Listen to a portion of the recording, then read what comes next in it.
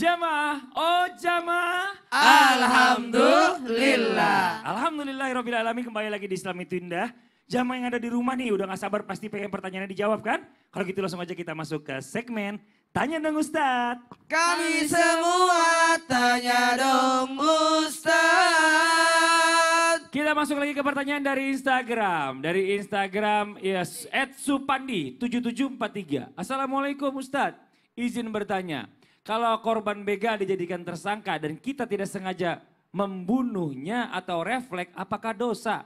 Sedangkan misal kalau begalnya sampai melukai korbannya sampai meninggal dunia dan korban tidak terima atas perilaku si begal, apakah hukuman si begal sebaliknya nyawa dibayar dengan nyawa atau hukuman mati atau si begal atau bagaimana Ustadz ya? Untuk si begal atau bagaimana Ustadz ya? Karena saya bingung di zaman sekarang ini yang jadi korban jadi tersangka. Mohon izin jawabannya Ustadz, mohon maaf kalau ada tutur kata saya yang salah Ustadz, terima kasih. Tolong dijawab Ustazah Sifa, mohon izin. Waalaikumsalam warahmatullahi wabarakatuh. Sebenarnya tadi sudah kita bahas di pertengahan ya. Betul. Jadi kalau dia menghilangkan nyawa boleh dibunuh juga gitu. Itu kalau dibegal. Tapi kalau misalkan keluarganya bagaimana nih tidak terima, apa yang harus dilakukan? Kalau hukum di Indonesia sendiri, undang-undang di Indonesia itu mensyaratkan orang yang mengambil harta orang, menghilangkan nyawa orang itu untuk dipenjarakan. Kemudian nanti bisa dilihat ada hukuman mati juga kalau dia menghilangkan nyawa orang lain.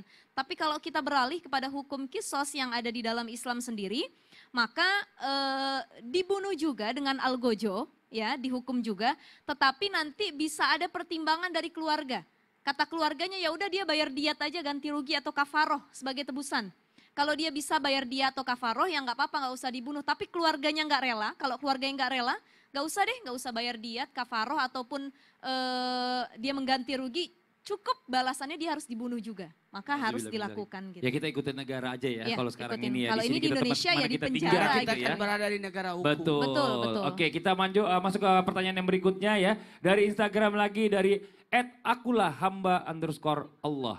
Assalamualaikum Ustazah, maaf aku bercerita sambil kesal sekaligus marah. Sumpah nggak habis pikir sama perampok atau begal. Sebetulnya apa sih yang membuat ketagihan dan perampok atau begal itu dengan nggak pernah berpikir apa bahwa karma itu ada? Wah, apa sih yang membuat mereka jera dan berhenti untuk merugikan orang lain? Ustadz Syah, mohon izin. Salah satunya ya tugas kami sebagai seorang pendakwah untuk senantiasa mengisi rohani mereka. Dengan senantiasa kita saling mengingatkan kepada kebaikan bahwa tidak boleh kita mengambil harta dengan jalan yang haram. Tidak boleh kita mengambil hak orang lain. Sedikit demi sedikit kami menyampaikan akan akhirat. Tapi ada juga tugas yang menyangkut duniawi. Seperti mungkin orang-orang terdekatnya yang melindunginya. Kemudian ada hukum dari kepolisian, daripada TNI ya, militer yang ada di negara kita. Mereka yang menjaganya dalam hal perlakuannya. Ya, keamanan komplek misalnya, keamanan kampung, mereka menjaganya. Kami menjaga hatinya agar apa? Agar supaya sedikit takut kepada Allah Subhanahu wa taala. Semakin hari semakin bertambah takut kepada Allah Subhanahu wa taala. Karena yang namanya manusia jahat akan selama-lamanya ada. Manusia jahat itu akan selama-lamanya ada sehingga menjadi ujian bagi orang-orang yang beriman. Ujian apa? Ujian agar dia mampu untuk mempertahankan keimanannya meskipun berhadapan dengan manusia-manusia jahat tadi. Wallahu ta'ala. Terima kasih banyak Ustaz Syam. Kita masuk ke pertanyaan yang berikutnya dari Instagram dari @pinjamgear dong. Assalamualaikum Ustadz, jika melihat seseorang yang sedang mengalami kerampokan atau begal dan membawa senjata tajam, pasti kita nggak akan ada yang berani untuk menolong korban. Bagaimana caranya menyadarkan ke sesama muslim tentang tolong menolong apalagi kepada seseorang yang sedang kena musibah? Ustadz Maulana mohon izin. Bismillahirrahmanirrahim. Allahumma shalli ala sayyidina Muhammad wa ala sayyidina Muhammad. Kalau minta pertolongan, tolong menolonglah dalam hal kebaikan.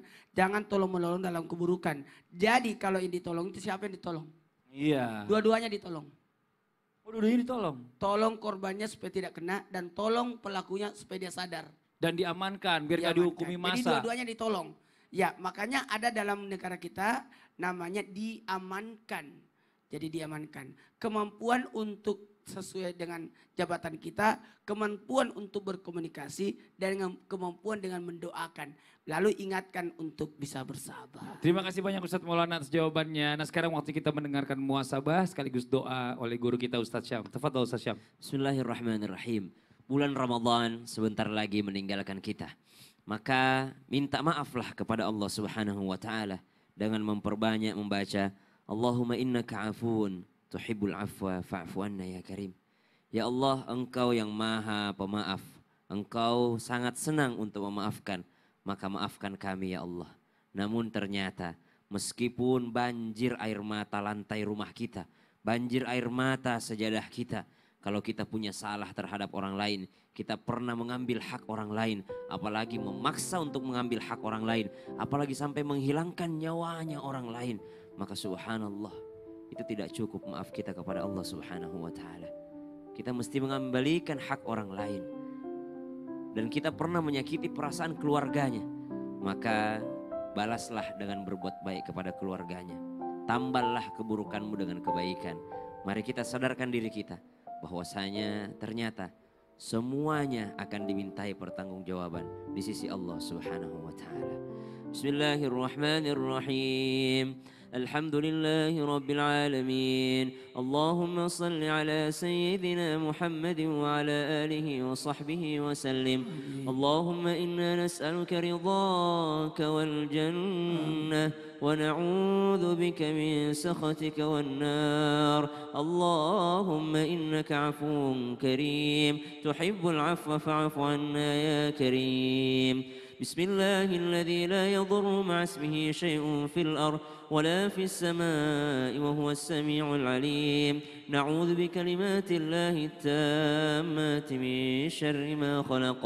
Ya Allah, lindungi kami, lindungi keluarga kami ya Allah dari segala mara bahaya. Wa sallallahu ala sayyidina Muhammad walhamdulillahi rabbil alamin. Amin amin ya rabbal alamin. Masya Allah, alhamdulillah, demikianlah perjumpaan kita hari ini. Sekali lagi mohon maaf segala kekurangan. Wabillahi taufiq wal hidayah. Wassalamualaikum warahmatullahi wabarakatuh. Waalaikumsalam warahmatullahi wabarakatuh. Asyhadu an la ilaha